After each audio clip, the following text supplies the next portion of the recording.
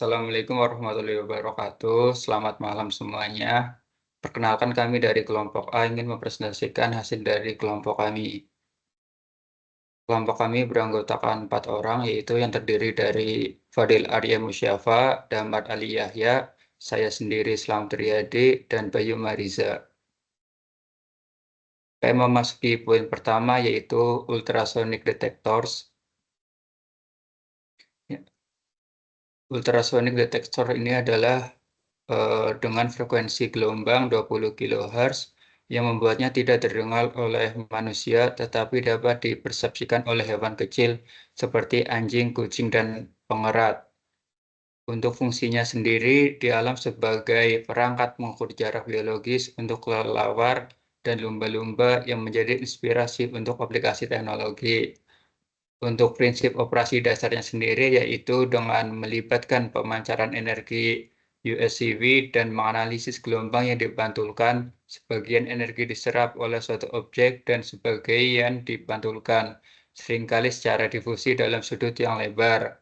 Untuk deteksi gerak, jika objek bergerak, frekuensi gelombang pantul bergeser karena efek Doppler yang dapat digunakan untuk mendeteksi gerak dan kecepatan.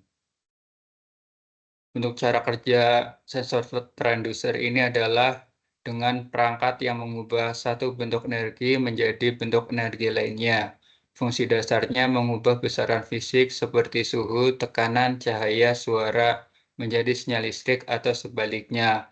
Contohnya adalah transducer piezoelektrik adalah komponen yang sangat serbaguna karena mampu mengubah energi mekanik seperti tekanan, gaya, getaran menjadi energi listrik juga sebaliknya. Untuk mode operasi USCV pulsa dengan kontinu, di mana mode pulsa memancarkan semburan energi sonik pendek lalu beralih ke mode menerima untuk mendeteksi gema. Untuk mode kontinu dengan menggunakan transducer terpisah untuk pemancaran dan penerimaan.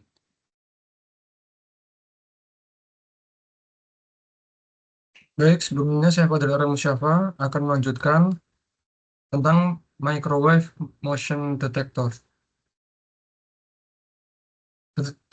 Detektor gelombang mikro adalah kelas perangkat yang dikenal sebagai radar, radio detection and ranging. Mereka beroperasi dengan memancarkan pulsa energi elektromagnetik dan menganalisis gelombang yang dipantulkan kembali dari objek. Keunggulan utamanya yaitu dapat mencakup area yang sangat luas, beroperasi andal pada rentang suhu yang diperlebar, tidak terlalu terpengaruh oleh interferensi lingkungan kuat seperti angin, noise akustik, kabut, debu, dan kelembapan. Selanjutnya komponen kunci detektor gelombang mikro. Yang pertama adalah osilator GAN, dioda yang menghasilkan frekuensi gelombang mikro saat diberi daya. Lalu ada antena memfokuskan energi yang dipancarkan. Lalu ada dioda pencampur atau mixing diode menggabungkan sinyal yang dipancarkan dan sinyal yang dipantulkan yang telah mengalami pergeseran Doppler sehingga menghasilkan frekuensi Doppler yang dapat didengar.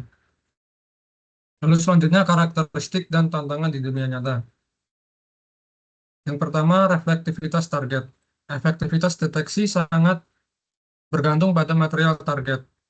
Material konduktif seperti logam adalah pemantul yang sangat baik, sementara banyak di elektrik seperti plastik dan keramik menyerap energi dan memantulkan sangat sedikit, menjadikannya target yang buruk, tapi berguna sebagai jendela yang transparan terhadap radar. Selanjutnya ada sensitivitas sudut. Frekuensi Doppler yang terdeteksi dimaksimalkan ketika target bergerak langsung menuju atau menjauhi detektor.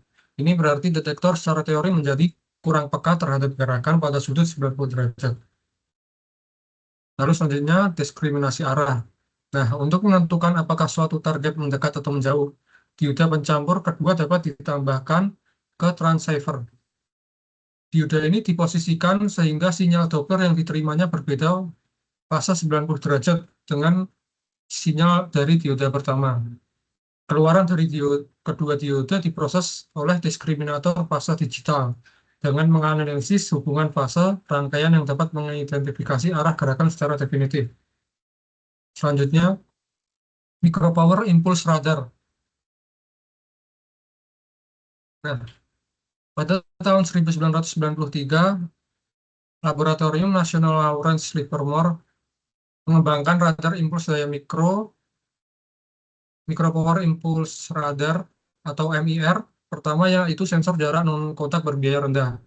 MIR merupakan terobosan dalam teknologi radar karena fokusnya pada konsumsi daya yang sangat rendah dan penggunaan pulsa elektromagnetik ultra wideband yang sangat pendek. Ini berbeda dengan radar konvensional yang menggunakan gelombang sinusoidal kontinu. Lanjut, yaitu prinsip kerja yang pertama, ada pulsa ultra singkat, menggunakan pulsa energi yang sangat pendek atau order nanodetik alih-alih gelombang kontinu. Lalu ultra wideband atau UWB. Durasi pulsa yang singkat menyebabkan sinyal tersebar di pita frekuensi yang sangat lebar, misalnya 1 sampai 4 GHz. Lalu time of flight, mengukur waktu tempuh pulsa yang dipantulkan untuk mengonversi menjadi data jarak yang sangat akurat.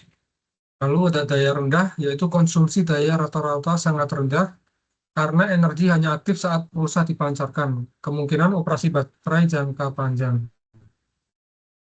Nah, lalu di sini ada gambar A, yaitu gambar tentang spektrum radio dari sinyal radar konvensional yang dipancarkan dengan frekuensi pembawa F0 sama dengan 10 GHz.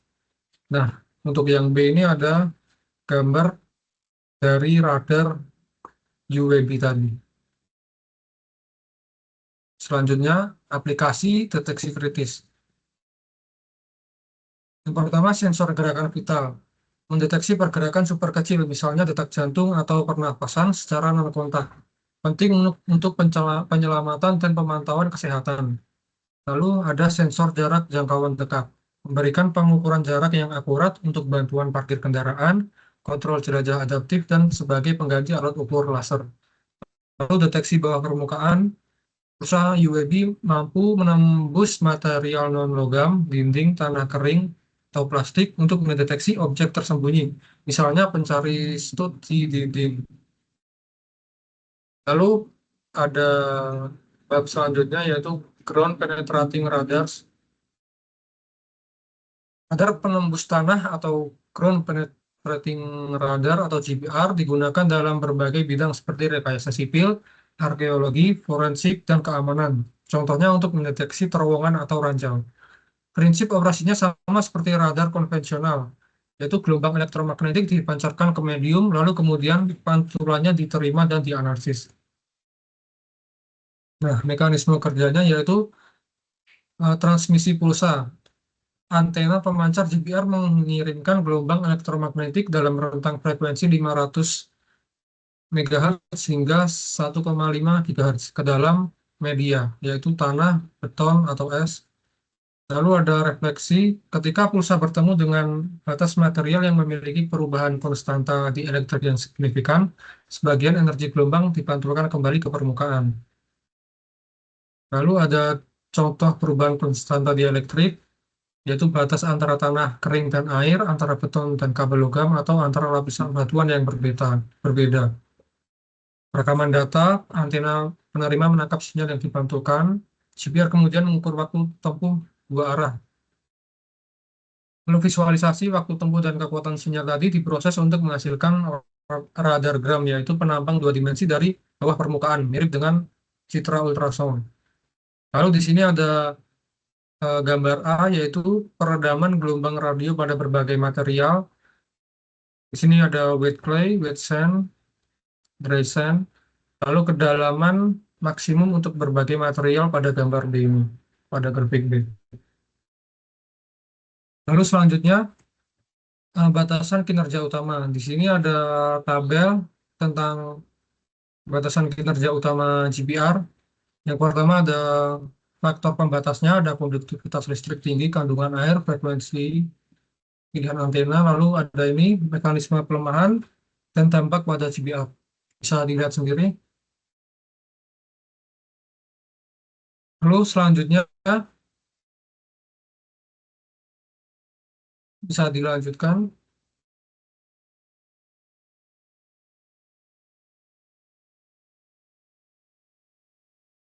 Baik, selanjutnya ada sensor linear optical sensor atau PSD.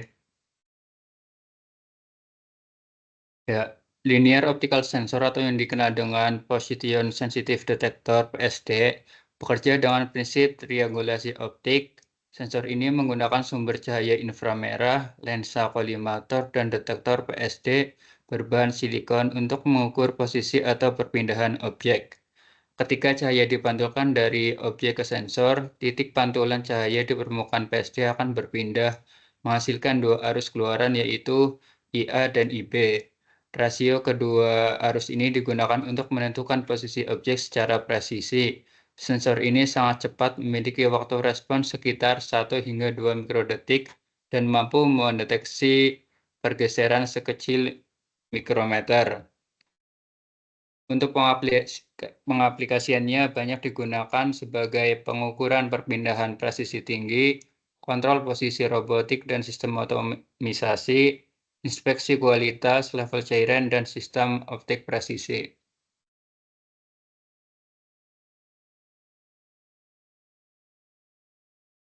Ini adalah gambar dari prinsip kerja. Untuk bagian A, prinsip kerja pengukuran jarak dengan metode triangulasi optik. Prinsip triangulasi optik ini dengan sumber cahaya LED inframerah yang memancarkan berkas cahaya ke arah objek. Lalu cahaya ini dipantulkan oleh permukaan objek kembali menuju lensa penerima. Lensa tersebut memfokuskan pantulan ke permukaan sensor PSD.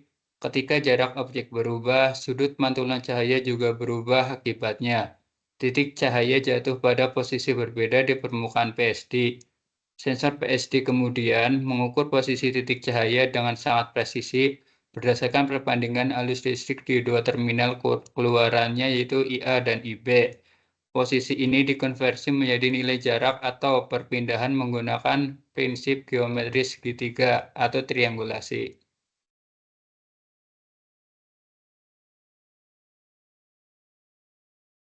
Lalu B, desain satu dimensional PSD.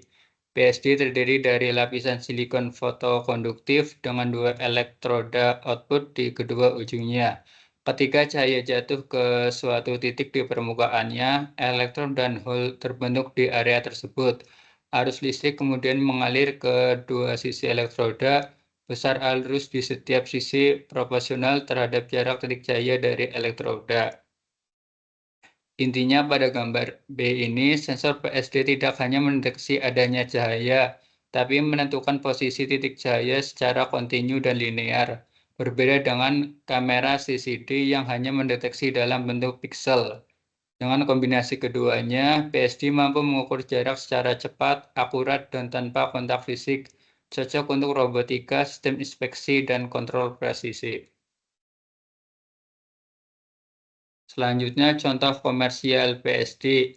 Contoh pertama adalah Keiensei LK-G5000 series dari Keiensei Corporation Jepang. Sensor ini menggunakan prinsip triangulasi optik berbasis PSD, di mana cahaya laser dipantulkan dari objek dan ditangkap detektor untuk menentukan jarak. Resolusinya sangat tinggi mencapai 0,01 mikrometer dengan kecepatan hingga 392 kHz. Biasa digunakan dalam pengukuran presisi, kontrol kualitas industri, dan inspeksi otomatis. Lalu ada Hamamatsu S3932. Sensor PSD ini memiliki area aktif 1x12 mm dan merespons cahaya 320 sampai 1100 nm. Waktu responnya hanya sekitar 1 mikrodetik, cocok untuk pengukuran posisi dan perpindahan cepat dalam sistem robotika atau pengendalian optik. Lalu ada First Sensor Dial 100 series. Yang ketiga ini menggunakan 2D PSD. Sensor ini mampu mendeteksi posisi sinar pada dua sumbu sekaligus. Banyak digunakan dalam laser tracking, kalibrasi kamera, dan sistem metrologi presisi. Keunggulannya adalah linearitas tinggi dan stabil terhadap suhu. Selanjutnya adalah kapasitas occupancy detector, yaitu sensor yang bekerja berdasarkan perubahan kapasitansi akibat keberadaan tubuh manusia. Tubuh manusia merupakan konduktor besar yang dapat memengaruhi medan listrik di sekitar sensor. Saat seseorang mendekati sensor, kapasitas antara tubuh dan lingkungan meningkat. Sensor kemudian mendeteksi perubahan tersebut dan mengubahnya menjadi sinyal listrik yang bisa diolah untuk menentukan keberadaan manusia. Sensor ini banyak digunakan untuk deteksi kehadiran penumpang mobil, sistem keamanan gedung, dan robot anti tabrakan.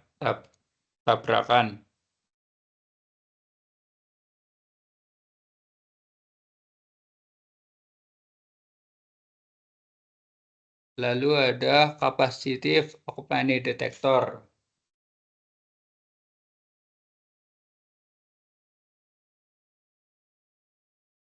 Untuk konsep dasar ini, sensor ini berdasarkan perubahan kapasitas tubuh manusia terhadap lingkungan. Tubuh manusia berfungsi sebagai konduktor besar yang memengaruhi medan listrik.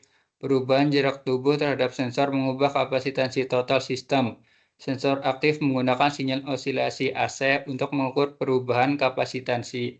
Untuk pengaplikasiannya, sebagai deteksi kehadiran penumpang airbag system, sensor keamanan dan otomatisasi gedung, lalu sistem anti-tabrakan robot dan smart home.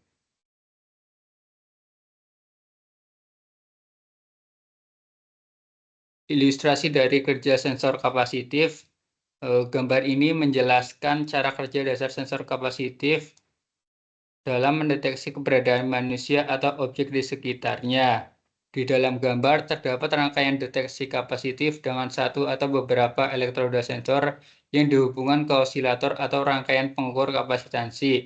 Saat tidak ada orang tanpa intruder, kapasitansi sensor hanya berasal dari sensor terhadap tanah, earth, atau permukaan logam di sekitarnya. Nilainya stabil, rangkaian tetap bekerja dalam kondisi seimbang saat ada orang mendekat atau intruder hadir. Tubuh manusia yang memiliki konduktivitas listrik ikut membentuk medan listrik tambahan. Hal ini menyebabkan kapasitansi total meningkat karena tubuh manusia bertindak seperti plat tambahan pada kapasitor. Rangkaian deteksi merespon perubahan ini dengan mengubah frekuensi atau amplitudo sinyal osilator. Perubahan sinyal ini kemudian diterjemahkan sebagai adanya objek manusia di dekat sensor.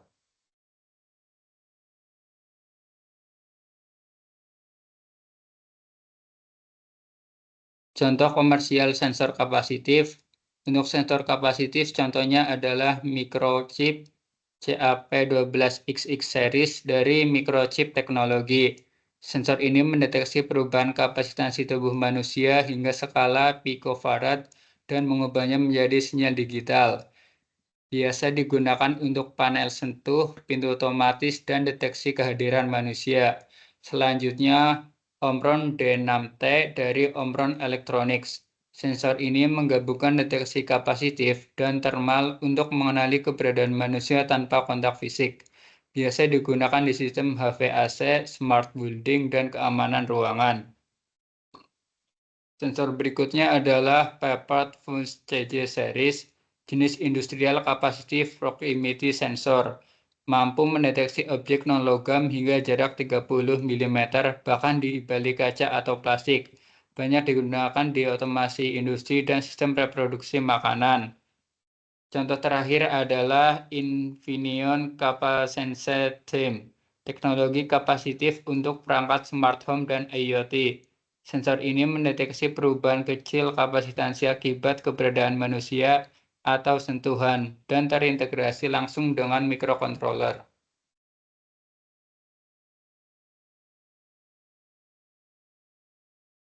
Selanjutnya, saya Bayu Marja dengan 3 digit enter 049 untuk menjelaskan bab 7.7 tentang triboelectric detector. Detektor triboelektrik ini bekerja berdasarkan efek triboelektrik, di mana memisah muatan listrik akibat adanya gesekan atau pergerakan suatu benda berdasarkan perubahan kondisi udara. Saat manusia bergerak di sekitar elektroda, medan listrik di udara akan berubah, dan perubahan ini menghasilkan sinyal listrik yang bisa terdeteksi. Lanjut. Lanjut, Mas. Oke. Terus bisa dilihat pada gambar yang tertera ketika detektor elektrik triboelektrik sensor pasif mendeteksi adanya perubahan listrik dari suatu objek bermuatan seperti manusia. Ketika orang bergerak mendekat, perubahan intensitas medan listrik menginduksi muatan pada elektroda sensor, yang kemudian berubah menjadi sinyal tegangan dan diperkuat, lalu diproses menjadi pulse output. Pada intinya, terdiri dari elektroda konduktif, konverter impedansi analog atau MOSFET, resistor bias tinggi, dan pembanding jendela. Gerakan manusia akan merubah medan listrik dan menghasilkan tegangan variabel. Tegangan dibandingkan dengan ambang batas, menghasilkan pulse logika. Lanjut. Selanjutnya ada optoelectronic motion detector. Detektor optoelektronik menggunakan radiasi cahaya dengan panjang gelombang antara 0,4 sampai 20 mikrometer yang mencakup cahaya tampak hingga inframerah jauh atau IR. Sensor ini mendeteksi perubahan cahaya yang dapat dipantulkan atau dipancarkan oleh benda bergerak di sekitarnya. Terdapat dua jenis utama, yaitu aktif dan pasif. Yang aktif memerlukan sumber cahaya eksternal seperti LED atau IR, laser, ataupun lampu. Sedangkan yang pasif yaitu mendeteksi dari panas alami dari tubuh manusia, hewan, tanpa sumber cahaya tambahan. Lanjut.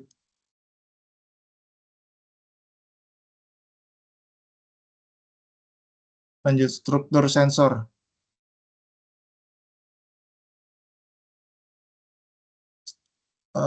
Pada struktur ini terdiri dari lensa pemfokus, elemen pendeteksi cahaya, dan pembanding ambang. Lensa pemfokus memfokuskan bayangan benda pada elemen sensor. Ketika tidak adanya gerakan, sinyal keluaran tetap stabil. Namun saat objek bergerak, bayangan bergeser dan menghasilkan perubahan intensitas yang menyebabkan sinyal naik dan turun. Lalu ada komparator, kemudian akan membandingkan sinyal dengan nilai ambang untuk menentukan apakah gerakan terdeteksi atau tidak. Prinsip kerjanya mirip seperti kamera, mendeteksi perubahan cahaya yang dipantulkan atau dipancarkan objek. Next. Lalu bisa dilihat pada gambar A, ketika melintasi sumbu optik sensor, maka gambar tersebut bertepatan dengan elemen dimaksud. Pada prinsip kerjanya, seorang penyusup intruder bergerak dengan sudut A terhadap arah tertentu. Cahaya dari atau yang dipantulkan oleh penyusup ditangkap oleh lensa, lalu memfokuskan bayangan penyusup ke elemen sensitivitas cahaya. Elemen sensor ini mendeteksi perubahan intensitas cahaya akibat penggerak dari penyusup atau manusia itu dan menghasilkan sinyal listrik. Sinyal sensor kemudian diperkuat oleh amplifier untuk meningkatkan kekuatan sinyal, serta diperkuat sinyal ke window komparator yang membandingkan sinyal dengan ambang batas tertentu untuk memutuskan apakah ada gerakan yang terdeteksi. Output akhirnya berupa sinyal digital yang dikirim ke prosesor untuk pemrosesan lebih lanjut, seperti memicu alarm atau mencatat kejadian. Lanjut. Lalu ada gambar B, yaitu ketika sensor merespon dengan sinyal listrik yang diperkuat. Pada bagian sinyal, grafik menampilkan sinyal tegangan yang berflux terhadap waktu. Terdapat dua garis ambang batas, threshold ambang batas dan threshold ambang batas bawah, yang membentuk jendela deteksi. Lalu prinsip deteksinya yaitu ketika sensor mendeteksi gerakan, sinyal listrik yang dihasilkan diperkuat dan dibandingkan dengan kedua ambang batas tersebut. Sinyal yang berada dalam jendela antara threshold atas dan threshold bawah dianggap sebagai noise atau gangguan kecil dan diabaikan. Namun, ketika amplitudo sinyal melampaui ambang batas, maka sistem mengenalnya sebagai gerakan yang signifikan. Lanjut.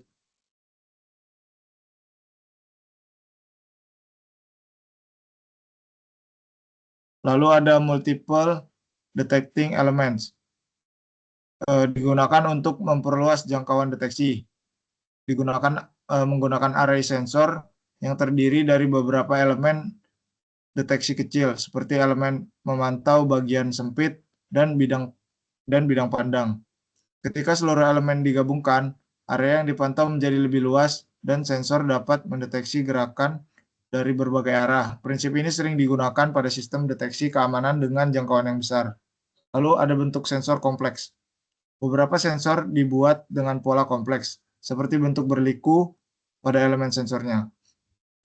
Pola ini membuat area sensitif dan tidak sensitif secara bergantian, sehingga ketika bayangan objek melintas sinyal yang dihasilkan menjadi gelombang bolak-balik.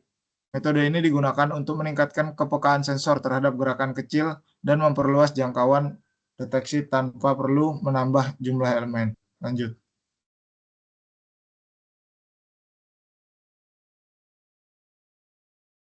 Lalu selanjutnya ada image distortion. Bisa dilihat di gambar A, menunjukkan bagaimana bayangan dari seseorang atau penyusup itu terdistorsi ketika diproyeksi pada elemen sensor. Penyusup atau manusia yang terlihat bergerak pada jarak di sensor menghasilkan bayangan yang terdistorsi dengan pola tidak beraturan. Distorsi ini terjadi karena perbedaan sudut pandang, jarak, dan pergerakan objek terhadap sensor. Lalu ada gambar B, yaitu sistem masking multizone. Untuk mengatasi masalah distorsi dengan digunakan masking di depan elemen sensor. Masking ini membagi area deteksi menjadi beberapa zona A, B, dan seterusnya. Cahaya dari lensa difokuskan melewati mask yang memiliki celah-celah dengan lebar berbeda, menciptakan zona terdeteksi bertingkat. Ketika penyusup bergerak pada jarak D, pergerakan mereka akan melintasi zona-zona secara berurutan, menghasilkan pola sinyal yang lebih terstruktur dan mudah dianalisis. Lanjut.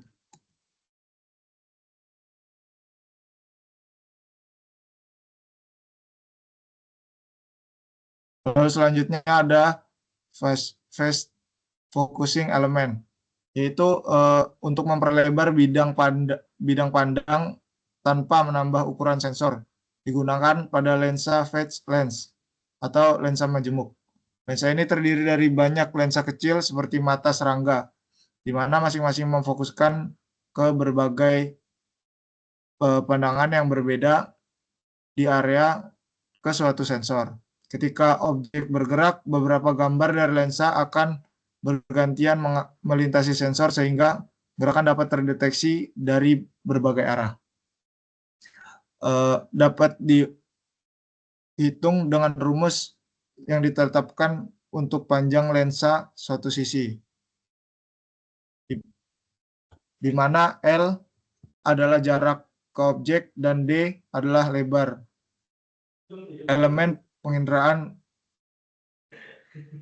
Lanjut. Dari main sih olahraga. Lalu dilanjut ada cahaya tampak dan IR dekat. Sensor ini menggunakan cahaya tampak atau inframerah dekat yang dipantulkan dari objek. Contohnya motion switch, sensor lampu ruangan dengan lensa lubang jarum, dan fotoresistor berpolar berliku. Ketika gambar bergerak melintasi pola tersebut, arus listrik berfluktuasi. Bila tidak ada gerakan selama 10 menit, maka lampu otomatis mati. Lanjut.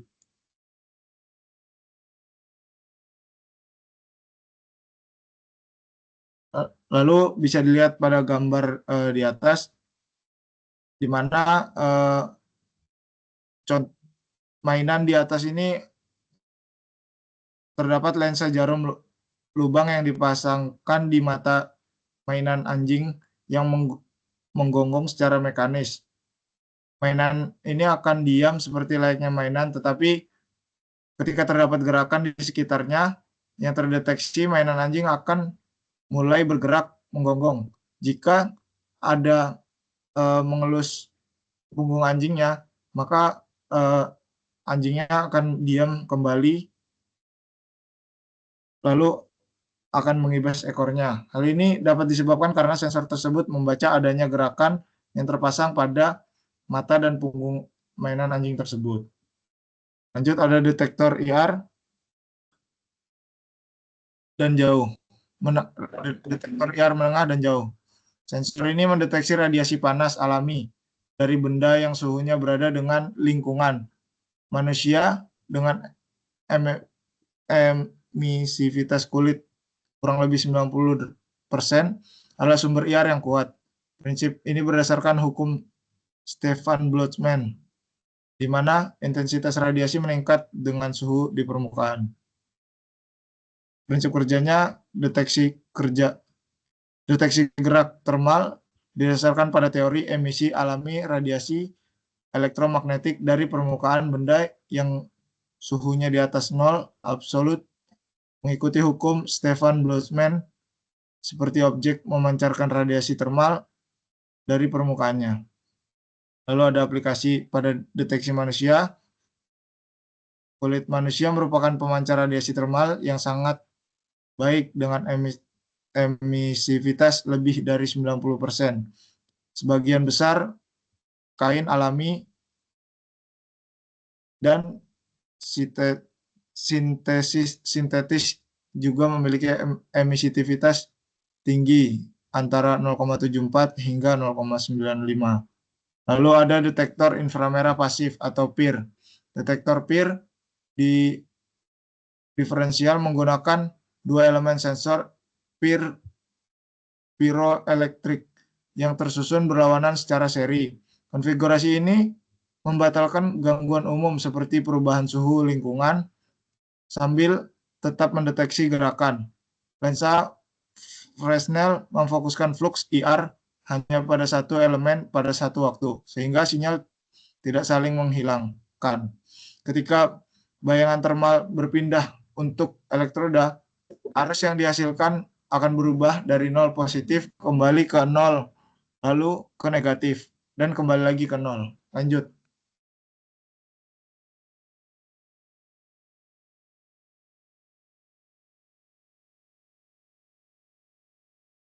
Lalu ada resistor bias R. Harus bernilai sangat tinggi, sekitar 10 G ohm, karena arus yang dihasilkan sangat kecil. Transistor G-FET digunakan sebagai konverter impedansi dan voltage follower. Material yang umum digunakan adalah keramik, karena murah dan mudah difabrikasikan. Dan film polimer, PVDF. Lanjut.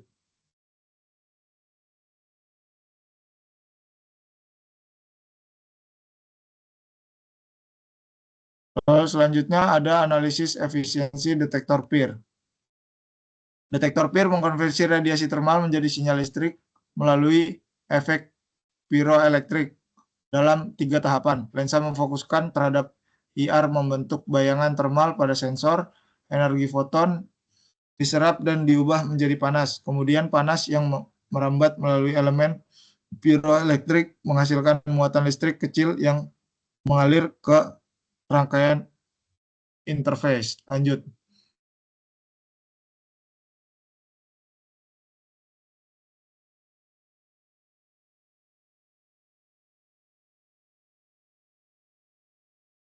Lalu kinerja PIR ditentukan oleh jumlah energi inframerah yang dikonversi menjadi muatan listrik. Daya radiasi tergantung pada suhu objek atau TB, suhu lingkungan atau TA, luas area tubuh B, dan jarak yaitu L. Dapat gunakan rumus sebagai berikut. Itu ada daya inframerah yang diterima sensor dan untuk menghitung arus piroelektrik yang dihasilkan. Lanjut.